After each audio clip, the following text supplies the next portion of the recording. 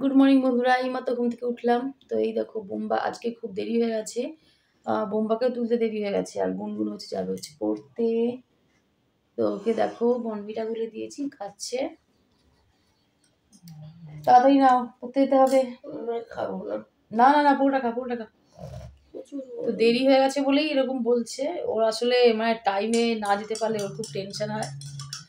এটা সবাইকারই হওয়ার কথা, যদি মনে হয় আমার। যাই হোক, দেরি হয়ে গেছে, কি করা যাবে। আবার স্কুলে পাঠাবো, স্কুলে নিয়ে যাব, তার জন্য আমাকে তাড়াতাড়ি এবার মানে যেমনি দেরি হয়েছে এবার এমনি দৌড়ে দৌড়ে আমাকে কাজ করতে হবে, দৌড়ে দৌড়ে। কত কাজ এখনো বাকি। বাসন মাজবো, ঘর মুছবো, তারপরে আবার স্নান টান করে গোপুসোনাকে তুলবো, তারপরে আবার খাবার দাবার করবো, খেয়ে দিয়ে স্কুলে যাবো। প্রচুর চাপ। তো চলো দেখতে থাকো ব্লগটা, আশা করছি ভালো লাগবে। এখনো মনে হলো, দেখো আরেকজন ঘুমাচ্ছে এখনো। এই দেখো এখনো আরেকজন ঘুমাচ্ছে, এনার ডিউটি এখন নেই, ওর জন্য ঘুমাচ্ছে, তা নাহলে উঠে পড়তো। আর একজন বই পড়তো, রেডি হচ্ছে, পড়তে যাবে তাড়াতাড়ি। দিয়ে বইটাই গুছিয়ে নিয়েই দৌড়। এতে গুনগুন তো চলো গুনগুন পড়তে চলে যাক, ততক্ষণ আমরা এদিকে কাজকর্মগুলো করে নিই। চলো, গুনগুন বাড়িতে চলে এসছে। দেখো বাড়িতে চলে এসে কি কাণ্ড শুরু করেছে। চুলকি বেরিয়েছে, কত পাথর এখানে তুলে রেখেছে, ওই যে বালিগুলো থেকে তুলে রেখেছে। ওই বেরোচ্ছে হালকা হালকা, এই তো সাদা সাদা হয়েছে। তাহলে আর দেশলাই কিনবো না, বুঝেছিস? তুই এটা থেকেই আগুন জ্বালাবি। জ্বলছে আগুন, দেখো গরম গরম। এই পুড়ে যাবে, গরম হয় কিন্তু অনেক।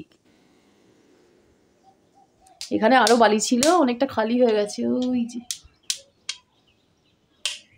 এই যে পাথর মাথরগুলো ফেলে দে গুনগুন, বিছানাটা তুলিস না। আর এদিকে হচ্ছে আমি বেগুন কেটেছি সকালবেলা তাড়াতাড়ি করে, একমাত্র বেগুন ভাড়াটাই শর্টে হয় অল্প সময়ের মধ্যে। কড়াইতে কিছুটা দিয়ে দিয়েছি, এখানে কিছুটা আছে। আর হচ্ছে বোম্বা বই নিয়ে বসেছে। আর ওই যে কুপুসোনাকে তুলে দিয়েছি, কিন্তু এখন খেতে দেওয়া হয়নি। ফুল তুলে রেখেছি, অনেকগুলো জবা ফুলই আজকে হয়েছে। এই ফুল দুটো, এটা একটা, আর এই যে এই ফুলগুলো আছে তিনখানা, আর একটা এই যে গাঁদা ফুল তুলে নিয়ে এসেছি। তো কুপুসোনাকে দেবো খেতে, আগে ওগুলো করে নিই।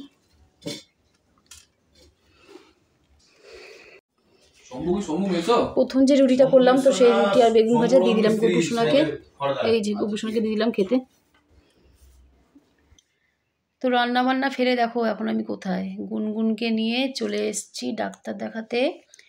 তো মানে ওর বন্ধুদের সঙ্গে খেলা করছিল, খেলা করতে করতে দেখো কপালে কি অবস্থা হয়েছে।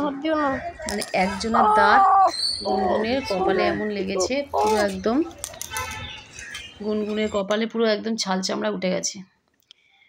তো দুপুরবেলায় হচ্ছে রান্না আজকে হয়েছে সোয়াবিন আলুর ঝোল, আর হচ্ছে ফুলকপি আলু দিয়ে একটা তরকারি।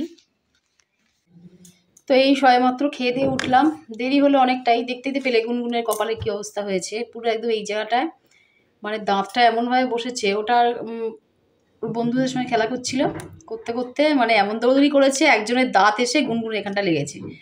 কাটা তোমাদের দেখালাম। তো এখন হচ্ছে এই ওষুধটা লাগাবো, একটা ওষুধ দিয়েছে মলম একটা লাগাতে বলেছে, তো সেই মলমটা এখন লাগাবো। এটা দিনে 2 বার লাগাতে বলেছে। এই যে এই মলমটা এখন লাগাবো, কারণ দাঁত বলে কথা, ওর জন্যে তাড়াতাড়ি করে আগে নিয়ে গেলাম, কারণ বলা যায় না কোথা থেকে কী হয়।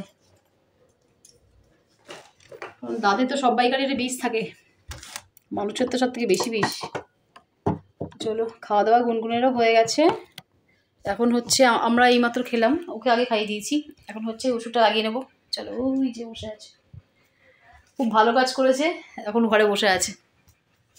আর সারাদিন খেলা খেলা খেলা এইসব করতে গিয়ে এইসব কাণ্ড বাঁধিয়েছে। ওষুধটা লাগাই।